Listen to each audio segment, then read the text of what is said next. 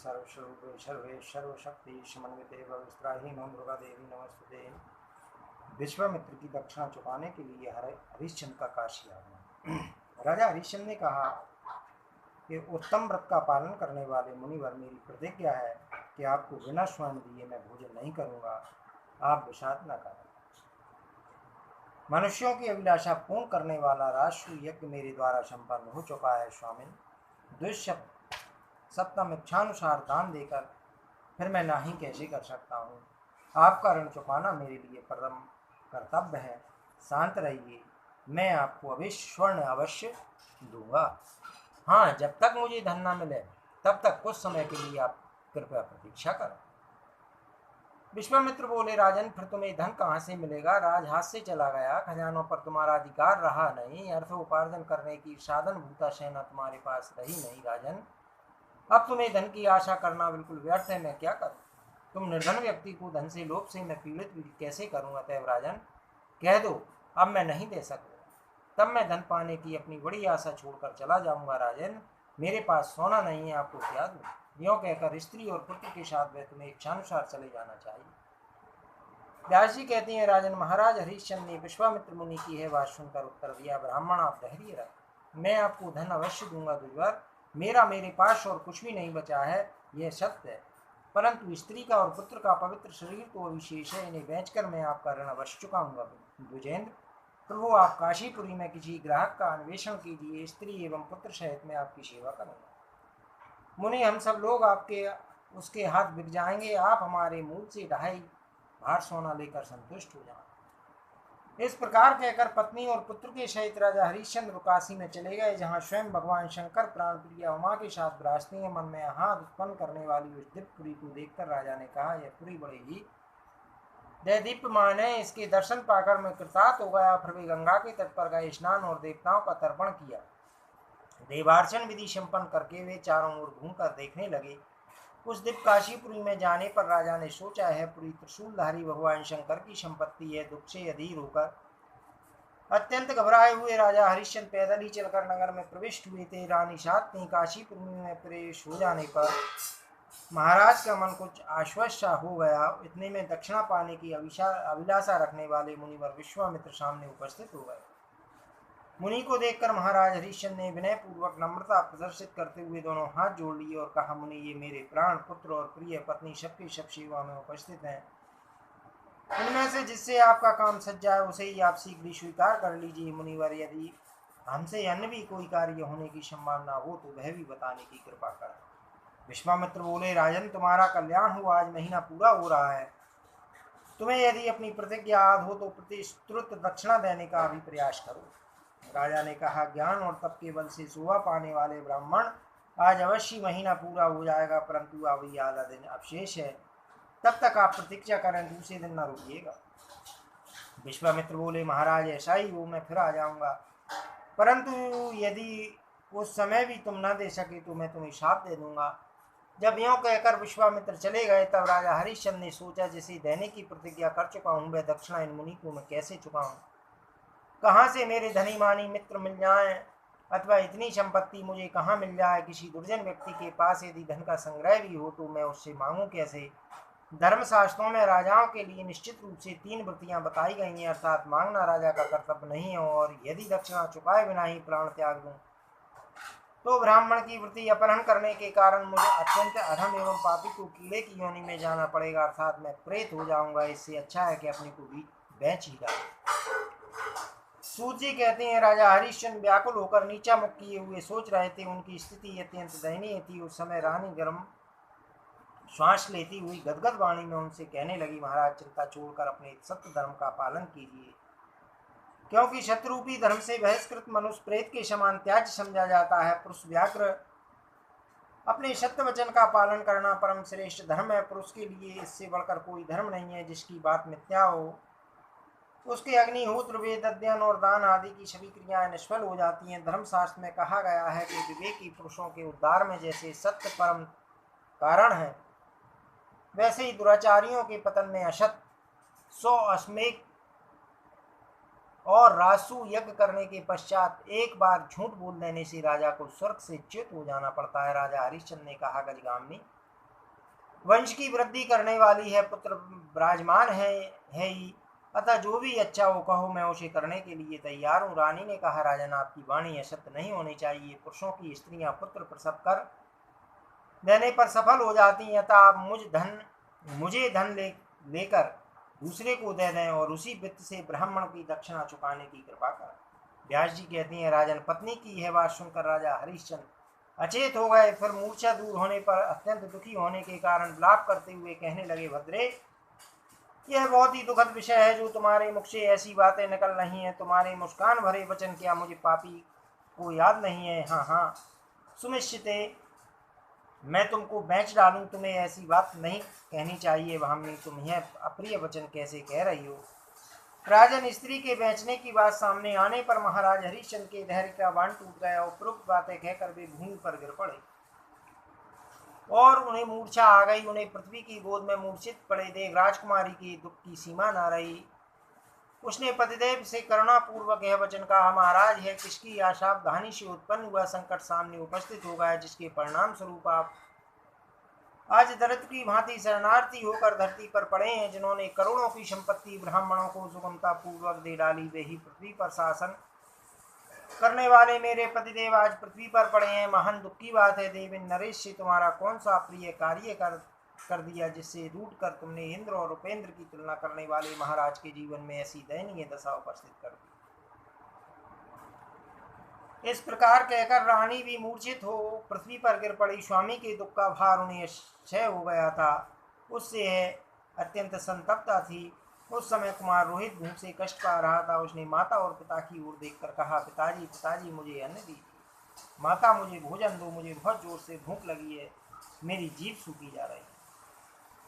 राजन, इतने में महान तपस्वी विश्वामित्र आ पहुंचे। वे क्रोध में यमराज की तुलना कर रहे थे। अपना दक्षिणा संबंधी धन मांगने के लिए उनका आना हुआ कि मुनि को देखकर राजा हरिश्चंद्र को मूर्छा आ गई। वे पुनः पृथ्वी पर गिर पड़े। तब विश्वामित्र ने जल के छींटे देकर उनसे यह वचन कहा, राजन, लौटो और अपनी अभिष्ट दक्षिणा देने का प्रयत्न करो, क्योंकि ऋणियों का ऋण भय प्रतिदिन बढ़ता ही जाता है। मुनि ने ठंडे जल के जो छींटे दिए थे उससे होश में आकर उन्होंने विश्वामित्र की ओर देखा। तब दुजबर विश्वामित्र कुपित होकर आश्वासन देने की साथ ही राजा से कहने लगे। विश्वामित्र ने कहा, राजन, तुम्हें यदि धैर्य अभिष्ट हो तो मुझे दक्षिणा देने की कृपा करो। कारण सत्य के प्रभाव से ही सूर्य तपते हैं, सत्य के ऊपर ही पृथ्वी स्थित है। सत्य पर परम धर्म की मान्यता निर्भर है तथा स्वर्ग की प्रतिष्ठा भी सत्य से ही है। यदि 100 अश्वमेध यज्ञ और सत्य तराजू के पृथक पृथक पल्ले पर रख दिए जाएं तो उन 100 अश्वमेध यज्ञों से एक सत्य ही बढ़ जाएगा। परंतु इन सब बातों के कहने सुनने से मुझे क्या प्रयोजन? मुझे तो तुम तुरंत मेरी दक्षिणा दो राजन। यदि तुमसे दक्षिणा ना मिली हो तो देखो, सूर्य के अस्ताचल पदार्थ ही मैं तुम्हें अवश्य शाप दे दूंगा। इस प्रकार कहकर विश्वामित्र चले गए। वैसे घबराए हुए राजा हरिश्चंद्र के दुख का पार नहीं रहा। सूत जी कहते हैं, उसी समय की बात है कि वेद के पारगामी एक ब्राह्मण अपने घर से बाहर निकले। बहुत से ब्राह्मणों की मंडली उनके साथ थी। उस समय वे तपस्वी ब्राह्मण इधर ही आ रहे। उन्हें सामने स्थित देखकर रानी ने महाराज हरिश्चंद्र से धर्म और अर्थ से युक्त वचन कहा, प्रभु, ब्राह्मण 3 वर्णों के पिता कहे जाते हैं। पिता के धन पर पुत्र का अधिकार होता ही है, बिल्कुल निश्चित है। अतः मेरी सम्मति है कि इनसे कुछ धन के लिए प्रार्थना की जाए। राजा हरिश्चंद्र ने कहा, सुमते, मैं क्षत्रिय हूँ, मुझे दान लेना अभिष्ट नहीं है। मांगना ब्राह्मणों के लिए ही शोभा देता है, ना कि क्षत्रियों के लिए। ब्राह्मण संपूर्ण वर्णों के गुरु हैं, उनकी तो सदा पूजा करनी चाहिए, अतः गुरु से याचना करना उचित नहीं है। क्षत्रिय तो इस नियम के अधिक पोषक हैं। दान देना, पढ़ना, यज्ञ करना, शरण में आए हुए को अभय बनाना और प्रजा की रक्षा करना, यही कर्म क्षत्रिय के लिए भेद है। क्षत्रिय इस प्रकार का दीन वचन कभी ना कहे कि मुझे कुछ दीजिए देवी, मैं देता हूँ। यह वचन मेरे हृदय के कोने कोने में भरा आया था। कहीं से भी धन का उपार्जन करके ब्राह्मणों को देने के लिए मैं तत्पर हूँ। पत्नी ने कहा, स्वामिन, काल के प्रभाव से पुरुष के सामने सम और विषम परिस्थिति आया करती हैं। काल ही मनुष्य को अपमानित और सम्मानित करता है। पुरुष के दाता और मंगता होने में इस काल की महिमा है। एक विद्वान एवं शक्तिशाली ब्राह्मण राजा पर कुपित हो जाए, फलस्वरूप राजा को राज से निकल जाना पड़े और वे सुख से हाथ धो बैठे। देखिए, यह सब काल की ही तो करतूत है। राजा बोले, तीखे धार वाली तलवार से जीभ के दो टुकड़े हो जाना ठीक है, परंतु सम्मान का परित्याग करके दीजिए दीजिए कहना मैं उचित नहीं समझता। महाभागे, मैं क्षत्रिय हूँ, किसी से कुछ भी मांग नहीं सकता, बल्कि अपने बाहुबल से उपार्जित धन देने के लिए मैं सदा तत्पर हूँ। पत्नी ने कहा, महाराज, यदि आपका मन याचना करने में समर्थ नहीं है तो मैं आपकी संपत्ति हूँ। इंद्र सहित देवताओं ने न्याय पूर्वक मुझे आपको सौंपा है। आप स्वामी बनकर मुझे आज्ञाकारिणी पत्नी की रक्षा में सदा तत्पर रहे हैं, अतः महाधुते अब आप मेरा मूल लेकर गुरु विश्वामित्र की दक्षिणा चुका दीजिए।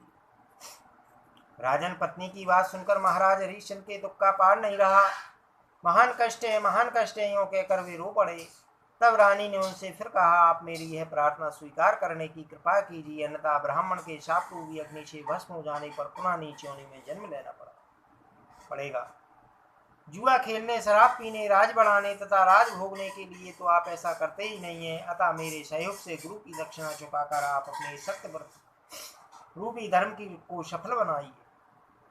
व्यास जी कहते हैं कि राजा रानी के द्वारा बारंबार प्रेरित किए जाने पर राजा हरिश्चंद्र ने कहा, भद्रे, मैं अत्यंत निष्ठुर होकर तुम्हें बेचने की बात स्वीकार करता हूँ। यदि ऐसे परम निर्दय वचन कहने के लिए तुम्हारी वाणी तत्पर है तो जिसे नीच से नीच व्यक्ति भी नहीं कर सकता, वह जगन काम मेरे द्वारा होने जा रहा है। इस प्रकार कहकर महाराज हरिश्चंद्र नगर में चले गए। वहां तमाशा दिखाने का एक स्थान निश्चय किया था, वहीं अपनी धर्मपत्नी को उन्होंने बैठा दिया। उस समय महाराज की आंखों से आंसू गिर रहे थे, कंठ रुका जाता था। वे बार बार लोगों को संबोधित करके बोले, नागरिकों, आप सब लोग मेरी बात सुनने की कृपा करें। मेरी यह पत्नी मुझे प्राणों के समान प्रिय है, परंतु यदि किसी को इससे दासी का काम लेने की आवश्यकता हो तो कहें, मैं जो भी उचित धन पा सकूं उतने में है। तुरंत विक्षक दिए। वहां पर बहुत से विद्वान पुरुष थे। उन्होंने राजा से पूछा, अजी, पत्नी को बेचने के लिए आए हुए तुम कौन हो?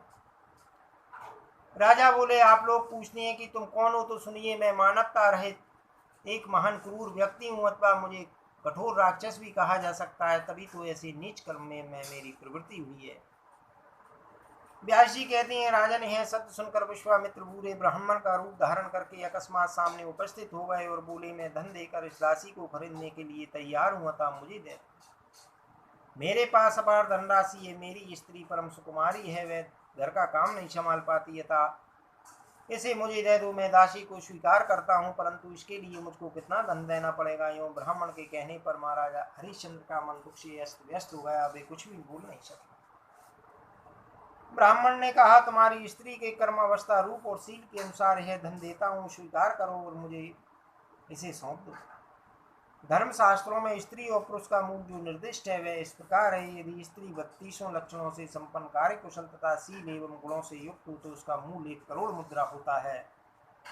यदि ये सभी शुभ लक्षण पुरुष में हो तो उसका मूल 1 करोड़ मुद्रा हो जाता है। ब्राह्मण की यह बात सुनकर राजा हरिश्चंद्र महान दुख से व्याप्त हो जाने के कारण चुप हो गए। उनके मुख से कोई भी बात नहीं निकल सकी। तब ब्राह्मण ने राजा के सामने मृग चर्म पर धन रखकर रानी के केशों में हाथ लगाया और उसे खींचना आरंभ कर दिया। रानी बोली, आर्य, अभी मुझे छोड़िए, जब तक मैं पुत्र को देख ना लूं तब तक क्षमा करें, क्योंकि विप्र फिर मुझे इस पुत्र का दर्शन दुर्लभ हो जाएगा। तदंतर पुत्र से कहा, बेटा देख, आज मैं तेरी माता दासी बन गई। राजपुत्र, अब तू मेरा स्पर्श मत करना, कारण मैं तेरे छूने योग्य नहीं रही। तब वह बालक माता को संकटग्रस्त देखकर अम्बा कहता हुआ दौड़ पड़ा।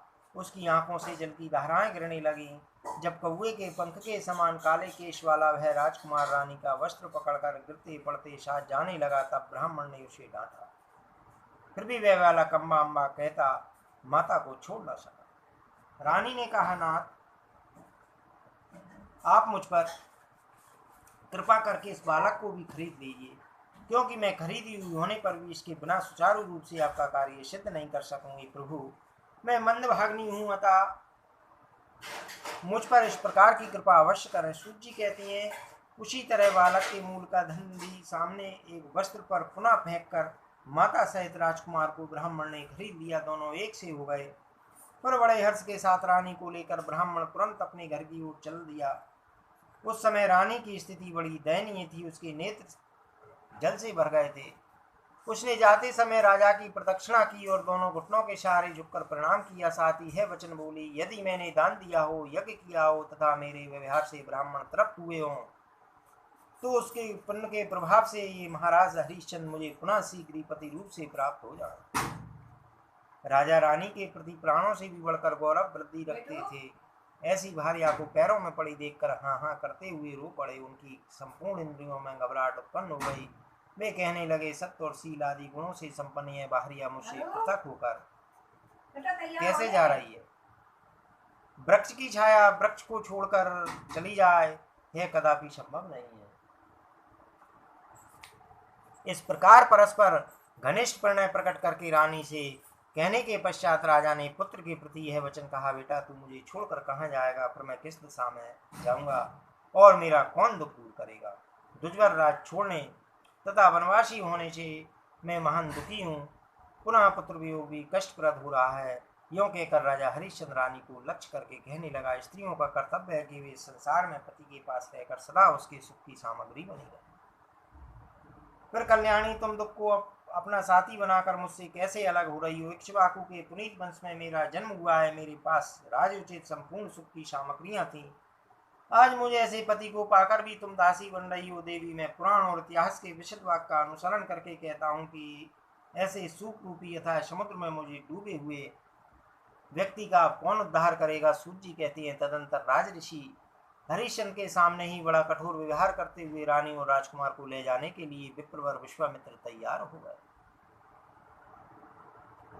स्त्री और पुत्र को मुनि की प्रेरणा से जाते हुए देखकर राजा के दुख की सीमा नहीं रही। व्यास जी कहते हैं, राजन इस प्रकार हरिश्चंद्र विलाप कर रहे थे, इतने में ब्राह्मण आंख से ओझल हो गए। उसी समय महान तपस्वी मुनिवर विश्वामित्र पहुंचे। शिष्य साथ था। निष्ठुर स्वभाव वाले मुनि देखने में बड़े ही क्रूर प्रतीत होते थे। विश्वामित्र बोले, राजन महाबाहो, यदि तुम्हारे हृदय में सत्य की तनिक भी मान्यता है तो उस समय राजसूय यज्ञ की दक्षिणा का जो वचन दिया था वह पूर्ण करो। हरिश्चंद्र ने कहा, निष्पाप राजऋषि, मैं आपको प्रणाम करता हूँ। राजसूय यज्ञ के अवसर पर मैंने जो प्रतिज्ञा की थी वह दक्षिणा तैयार है, इसे स्वीकार की। विश्वामित्र बोले, राजेंद्र, कहाँ से मिला हुआ है धन दक्षिणा में दिया जा रहा है? जिस प्रकार तुमने धनोपार्जन किया है वह स्पष्ट बताएं।